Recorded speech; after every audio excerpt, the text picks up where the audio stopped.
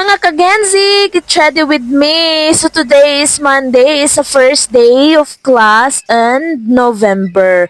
So maaga po talaga akong nagising ngayong araw na to kasi maaga yung pasok namin. So, syempre po, wag nyo nang i-mind yung aking pimples in my upper head at kailangan na nating lagyan ng sunscreen. So, after sunscreen, maglagay na tayo ng a little bit of liquid foundation at i-blend natin to ng very carefully. So, after that, maglagay tayo ng mild na blush on para hindi naman tayong mukhang patay.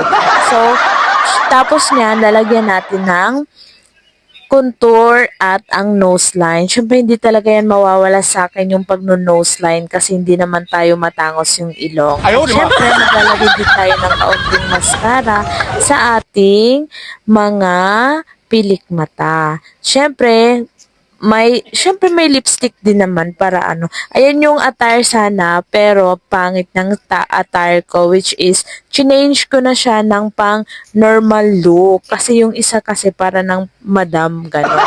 So ito na yung final look ko, yan yung bag na gamit ko. So which is elegant naman siya. So bye. Ito nag-ano na kami ng aking kaklase, nagkakita-kita. Well, napunta na kami, dito na kami sa aming barangay. Chika ng kaunti kasi wala pa namang ano. After that, tapos na yung flag racing may at nagkwentuhan, ganyan, may mga advice, ganyan.